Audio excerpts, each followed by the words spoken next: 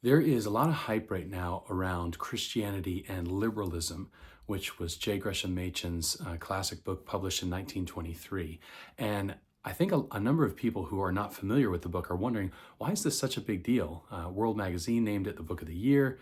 A number of high-profile people are saying this is such a great thing that Machen's book has come back in circulation and getting a lot of attention.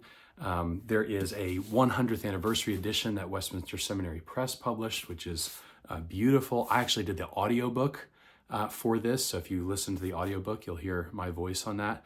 I've read it several times, not just verbally, but the paper version. There's also a brand new Westminster Magazine issue that you can see dedicated to Christianity and liberalism turning 100. So there's a whole lot of hype around Christianity and liberalism, and I just wanted to take a moment to say why I think it's such an important book.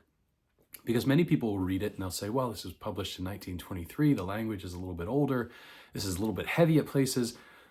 Here's why I think it's such an important book and continues to be important. What Machen did in Christianity and liberalism on many fronts was show something very important about language. And I think even people who have read the book before might not realize this.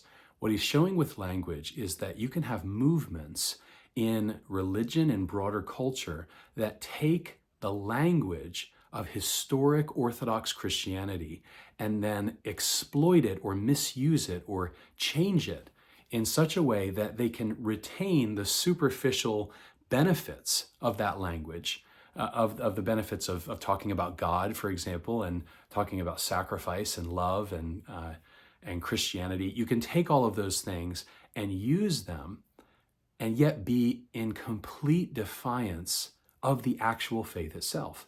And that's what Machen was pointing out in the book. There's this movement during his day, which has only gotten much broader and deeper today. There was a movement of taking basic Christian terminology, taking the language of historic Orthodox Christian faith and changing it, and either emptying it of its specific value and leaving it vague so that it could be twisted and used in different ways, or filling it with meaning that was in fact contrary to what the meaning was in the original context. And Machen is really, really bold in coming out and saying, don't do that. If you're going to do that, just claim to be what you are, but don't use the language of historic Christianity and then completely empty the meaning of it or do something different with it. And I actually have an article in the forthcoming issue of Westminster Magazine that's on language and the use of words, because it's such an important part of understanding Christianity and liberalism.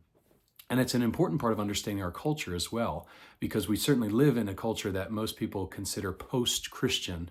There's an excellent new podcast with Glenn Scribner and Andrew Wilson on that.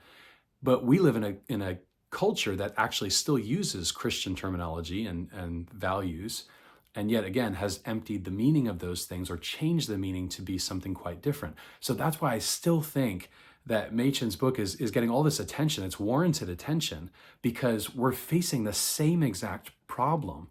The church is facing the same exact problem in the culture today, at least in Western culture, where you have these lingering values and meanings that are attached to words that Christians recognize as saying, hey, that's from the Bible, that's from our faith. And yet the meanings have been emptied, or the values have been ripped off their Christian foundation and put somewhere else. So yeah, 100 years ago, Machen wrote this book in 1923 because he saw something that was happening, and what he saw is still happening. It's still going on. And that's why for informed readers, you can pick up Machen's book and go through it and say, my gosh, this could have been written last week. I mean, the language is a little bit different and dated, but it's the same phenomenon. It's the same exact thing that's happening. It's the language that's being taken and used in our contemporary culture and being pawned off as conservative or faith-based or even Christian, when that's not what we should actually be thinking about. So that's my argument for why Christianity and liberalism is enjoying such a huge revival. I'm so happy that it is, and I'm so happy to be a part of it. If you haven't read the book, I really encourage you to read it slowly from the perspective of the 21st century and looking at what Machen's pointing out about the language and how people have been abusing or misusing certain language. And he's calling the church and anyone who uses that language back to transparency. Be clear about what you mean with the words you say. And that's a message that we deeply need in our current time and place.